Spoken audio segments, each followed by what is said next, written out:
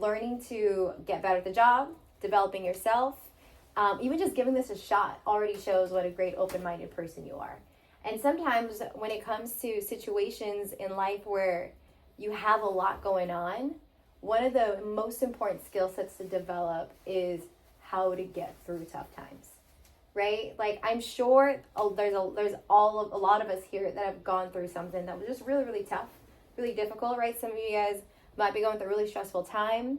I mean, raise your hand if you're kind of stressed a little bit with school. Anyone really stressed about school a little bit? Okay, that's like majority. Okay, exactly. You know, and some of you guys might have, who knows, some of you guys might have really complicated families and relationships and situations, right? There's a ton of things that go in our life that doesn't make us feel good. And so what is great about like Vector in general is that we pride ourselves a lot with helping you guys learn personal development skills, learn the skills you need to actually get through the toughest times. And one like, you know, not to make it too sad, but this quote that I got, I'm about to read to you right now, is actually from my best friend. She sent it today. And she sadly is still grieving. Her dad passed recently.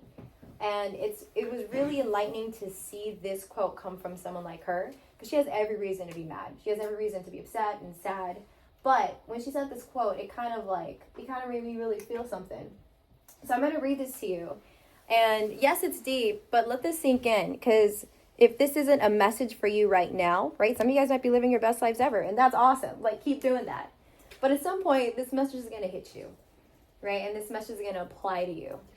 So it goes, if I could tell you anything to save you the time and the lessons in this life, I would tell you to never let anything that happens to you turn you bitter.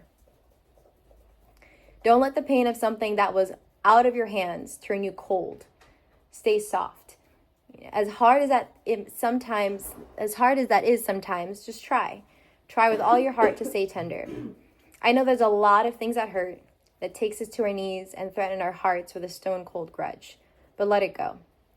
You can't change it, but you can choose to not let it change you. Don't let the pain define you. You are bigger than that. I hope you know you are never how someone makes you feel. You are never how someone, whether it's your family, a relationship, your classmates, whoever, you're never this person that makes that, like, your pain doesn't define you, but you're never how someone makes you feel.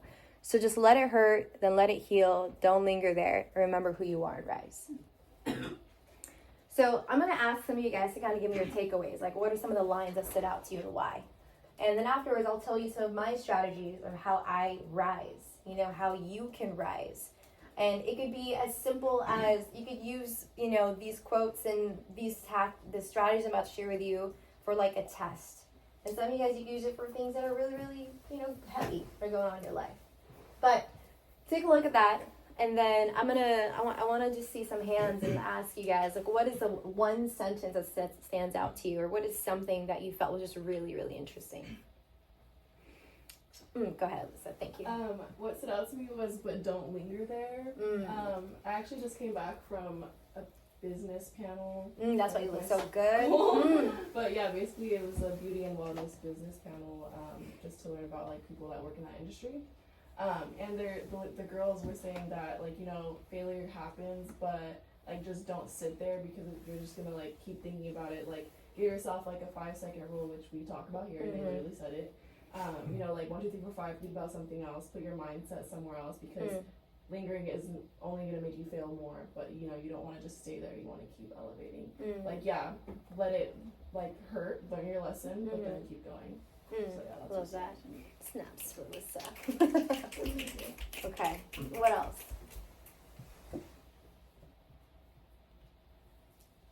Ethan, I guess reading this, listening to it, something that I always do is just try to control things you can, and don't try to like dwell on the things you can't control. I guess like if something's bothering you, figure out like what you need to learn from it. Try to learn something from it, but like focus your time on something that can help you in the future versus dwelling on something that's hurting you. I love it. Okay, snaps for Ethan.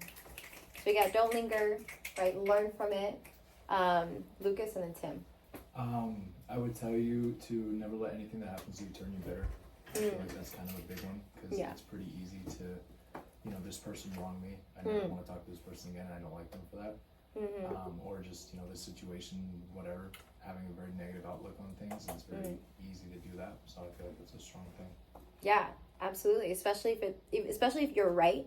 If you're right, it's still up to you to not let it linger, to not get bitter about it, and to grow from it.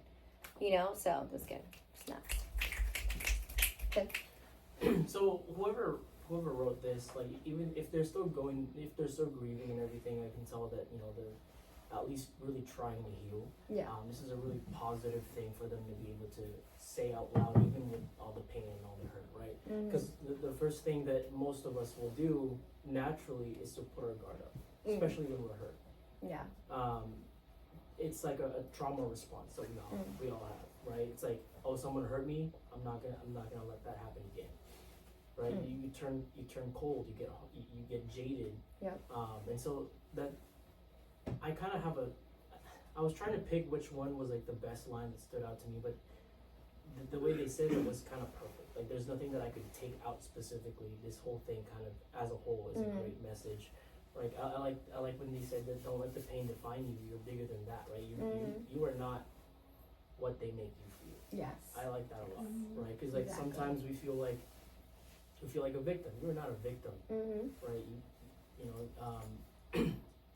Yeah. There's just a lot that goes into this, and I can go on, but really just not letting like the hard things that happen to you, like the trauma that people cause you, not letting that really slow you down and stop you, by putting all your walls up immediately. Like the second you get hurt, it's like, oh, defense. No, like, you don't always have to be defensive about everything. Sometimes it's okay. Sometimes it's okay to get hurt. Just as long as you're learning from that moment, you're able to move forward, and just know better the next time, without being completely unavailable. Yeah. Right? Yeah. Not to like keep the walls there. Right. Awesome. Well, that's good. Okay. Let's do, you guys for sure too, but let's do someone that's kind of new, dressed in black. Perfect. Okay. Good. I think.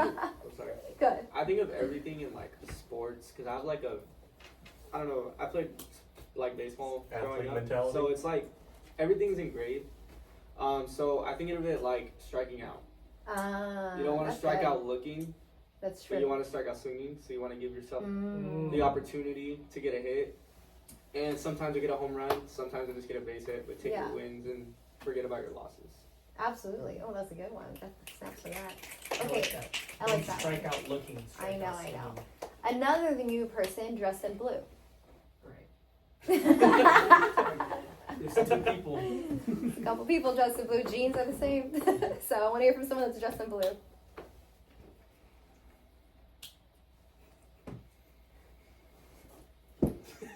What you checking? You're all gonna go get it. Go ahead. Thanks. That you can't change it, but you can choose to not let it change you. It's like, obviously you can't control what happened, but you could choose to the way you react to it and how it affect you. That's true. I love it. It's like so similar, right? It's the same message, but it hits differently depending on the line. All right, snap. Awesome. Okay. Anyone else before I move on to our managers? Calling once, calling twice, 3 times. Okay. All right, go ahead. Yeah, so for me, I think that last line, remember who you are and rise. Yeah, that one's my A favorite lot too. of things happen to you in life, the good, the bad, and you kind of take each experience and incorporate it into who you become the next day. And don't let something bad knock you down and keep you down. Get back up and keep trying again, because that little hiccup, that little misstep or whatever is very minor in the grand scheme of the rest of your life.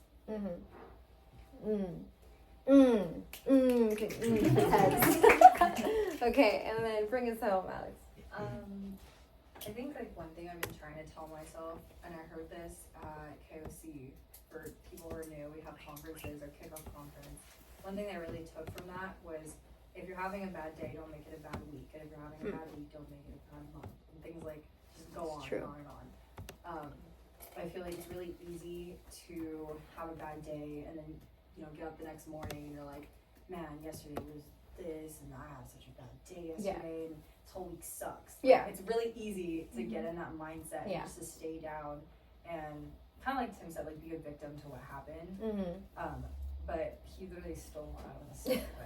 I think the biggest thing that I took from this, and again, it was like the whole thing was great, but especially saying you are bigger than that, it's really easy to think that your problems are bigger than you, that you have this going on, you have this going on. It's easy to get overstimulated by everything that's happening in your life.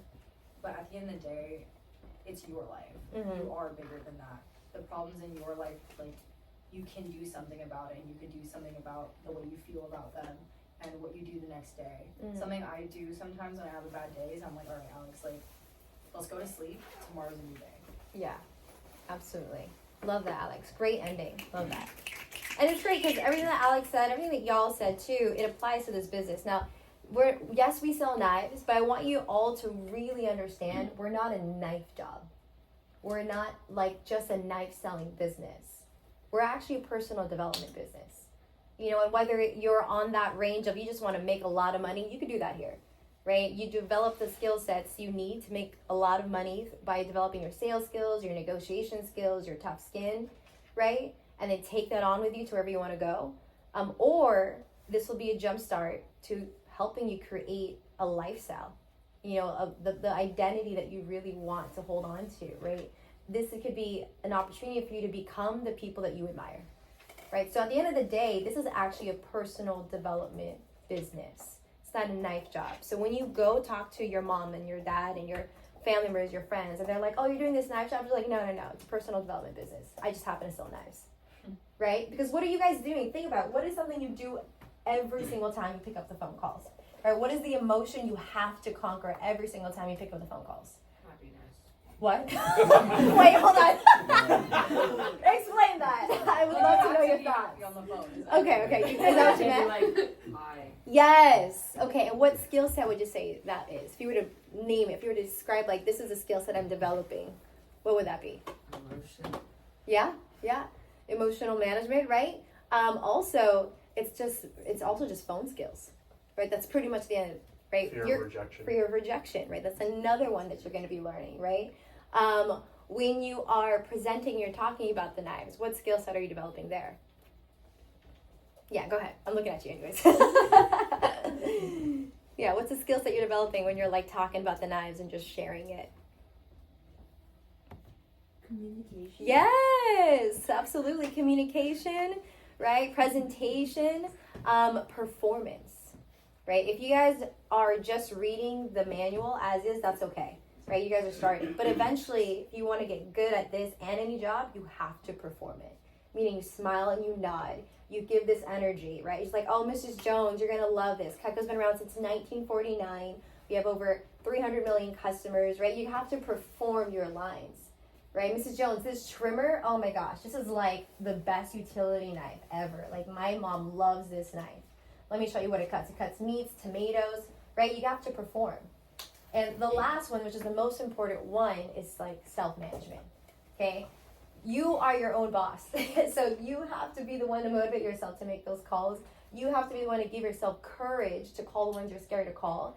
You have to be the one to learn how to call referrals, people you've never talked to, right? All of that is in the umbrella of personal development, self-management, boss babe, like CEO aura, right? It's all there. What's the new slang these days? I don't know. What's one of the ones? Alex, help me out. Don't look at me.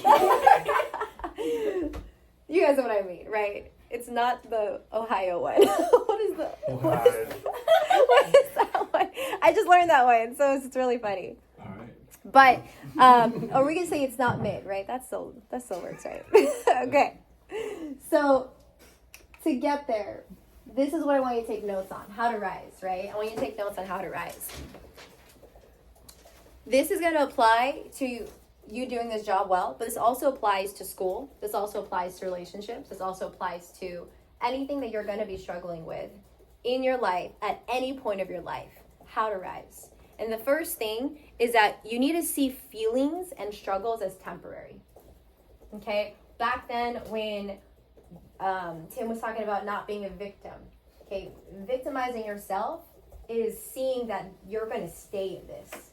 You know, that this like pain that you're feeling, the struggle you're feeling it's never going to change. But if you flip the script and you tell yourself, you know what, this feeling sucks, I've been feeling this for a long time, but it's temporary. You no longer stay a victim. You're now giving yourself a way out. So you have to really see the feelings as temporary, right? What are some negative feelings that you feel at this job? You could be honest and real. I'll start, okay? I used to hate making phone calls because I used to feel like I would bother them.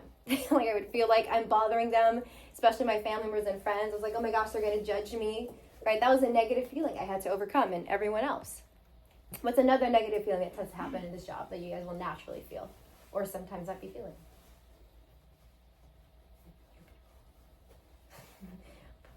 From someone in blue. Carlos, what's a negative feeling you've had?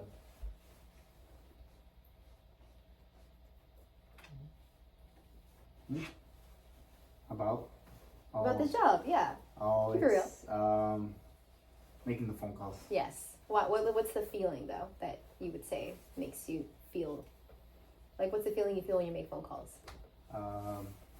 Anxious. Anxious. There you go. That's a good one. Anxious. Okay. So then you tell yourself, okay, I'm about to make phone calls. I'm feeling anxious, but you know what? This anxiousness is temporary. Because then, how do you feel when you book that appointment?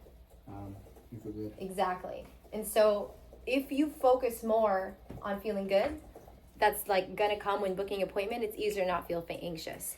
Feelings are all fleeting, but it's not a lifestyle. That's something that I actually picked up for myself. I was going through a tough time. It's like crying in the car a couple days ago. But I was going through a really, really tough time. And I had to tell myself, you know what, this feeling is fleeting, but it doesn't mean it has to dwell. Like someone said earlier, it doesn't have to dwell. It's not a lifestyle.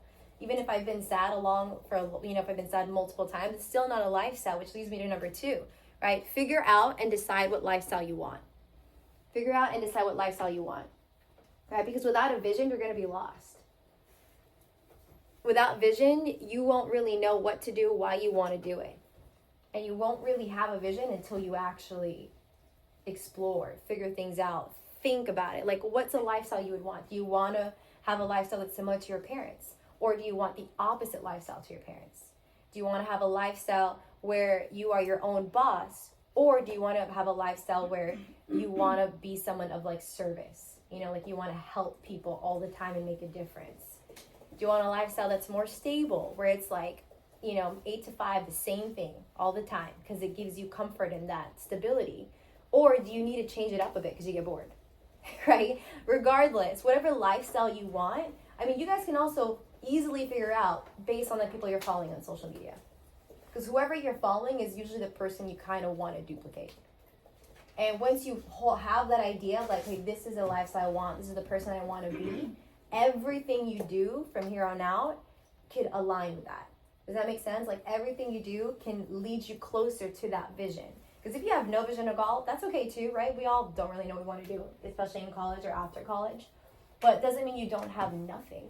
Doesn't mean you aim for nothing, right? Doesn't mean like you don't want anything. Like when people say like, I don't really know what to do in my life. Yes, you do. You do. You know a little bit of what you want to do with your life. You just haven't decided to commit to it, right? So you have to decide what lifestyle you want so you don't get lost. And then the last point is you manage your emotions through action. Okay, how often do we just get in our feelings and we get sick? How often do we like, okay, I should be calling that one person, I should be doing phone time, but I haven't done it for like a week, right? Or you like delay calling your aunt's best friend because you don't know them at all. You don't know what to say, right? You feel like you're going to be judged. The best way to manage your emotions, you just have to kind of do it. And if you can't do it yourself, you make someone do it with you. Okay, that's what helps me, right? Especially when you like, for me, I have mild ADHD, but a lot of things that I don't like getting done will always get done if I have someone to do it with. 100%. So it's not about always willpower. It's about being creative to just make sure it gets done. And at the end of the day, like when you're doing your schoolwork, right? When you're doing like gym time, whatever it is that you guys end up procrastinating in, if you know you want it done, you just find a way. you know, and you get it done. So any emotion you have, whatever it is, especially in this job, could be managed with action. So that's why it's great to hop on the phone jams, right? It's great that Ethan's on there all the time, right? He has that sense of accountability. It's great to come to team meetings because it's where you do your phone time. Also, it's great to, like, when you're doing, let's say,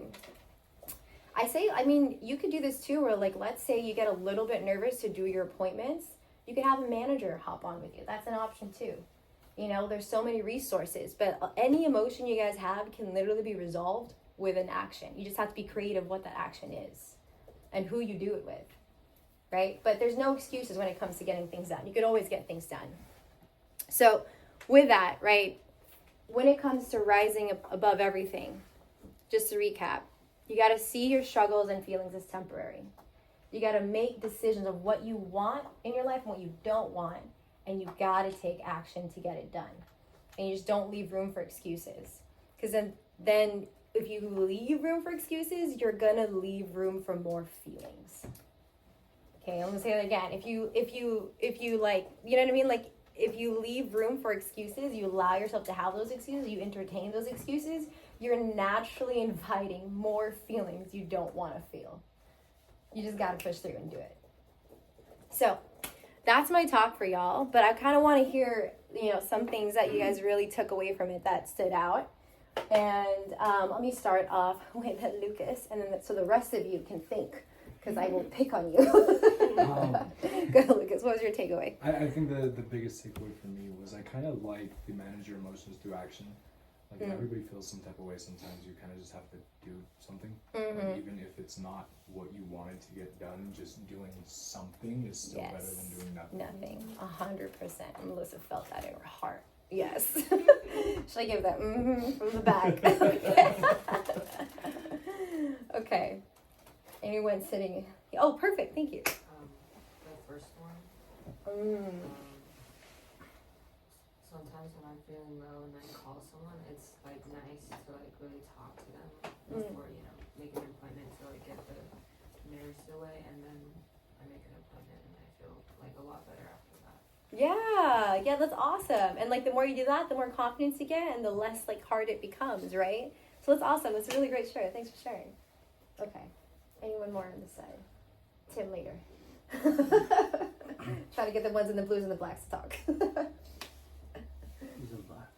I know, but he's a manager, so he can always talk.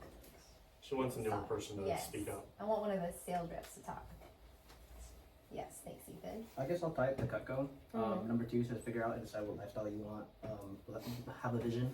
So I guess we start off all of our meetings saying what's our goal. Our goal is 1.5 million. And then tying that to like number 1 and 3. Every single time we have a demo or anytime we want to make a call, we have these feelings and struggles and stuff like that. But we can tie that to number 3 is manage our emotions. Like, how are we managing how we feel to get to the goal? Yes, and that's a great way to actually wrap up this entire message, right? At the end of the day, the things you do are the ones that make you feel good. That's it, right? It's easy. It's easy to do things when you feel good. So if you could find ways that make you feel good when you make phone calls, ways to like do the appointments that'll make you feel good, it's gonna be a lot easier. So thanks, Ethan, for wrapping us up there. It's awesome that you guys are all here, and we're gonna wrap up this meeting. So we bring up Ted to take us home.